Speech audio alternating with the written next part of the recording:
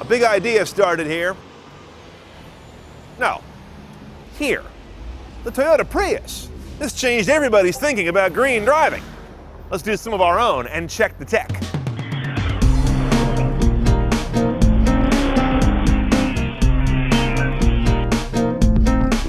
The Prius changed the automotive marketplace.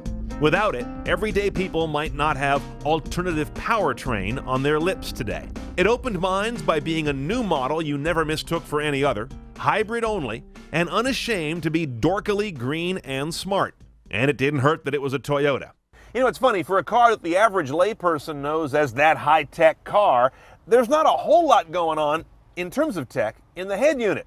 We have the upgraded one. It's a JBL audio system, but that's kind of where it goes. There's no backseat entertainment, unless you like looking out the side windows. But this upgraded unit does have the ability to swallow 6 discs of standard CD or MP3 or WMA home-burned discs.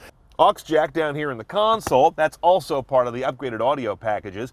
Here's the story on satellite radio. This is a satellite radio capable head unit, and then you would dealer install an adapter for Sirius. But I understand at this point in history, there are no more adapters to be had, so it's kind of academic, or it's an eBay hunt.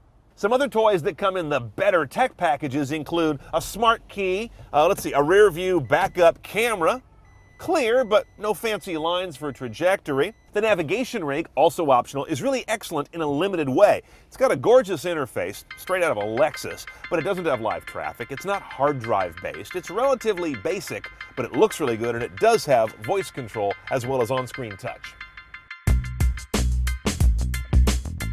On this swan song for the second generation Prius, I was struck by what remains an amazing cabin. Even more so in that it's inside a 4-year-old car. The instrument panel is that all-digital display laid way back there. There's not a gauge or needle to be seen. The central touchscreen is relied upon, not just there to handle optional bells and whistles. Ditto the buttons on the steering wheel. And the dash behind that wheel? Utterly blank. The shifter for the electronic CVT is an oddly delicate little thing with a weird pattern and a push button, the only way to engage park. Underway, audacious is not the word that comes to mind. The Prius offers a combined 110 horsepower and supposedly 370 some odd foot-pounds of torque according to specs, but that's clearly not available at the wheels because we didn't rip the cover off any tires. And most owners will play the featherfoot game, accelerating from stop as gently as possible to see how long they can keep their Prius in electric mode. But when pressed, this car's electric motor raises its hand with the gas engine, and surprising torque arrives to bail you out of situations you thought the car was too gutless for. The Prius is not a pretty thing. Even the new 2010 doesn't make any such pretensions. But unlike the Honda Insight it embarrassed into extinction, it's a real car with practicality and innovation galore. The base on a Prius, about 22.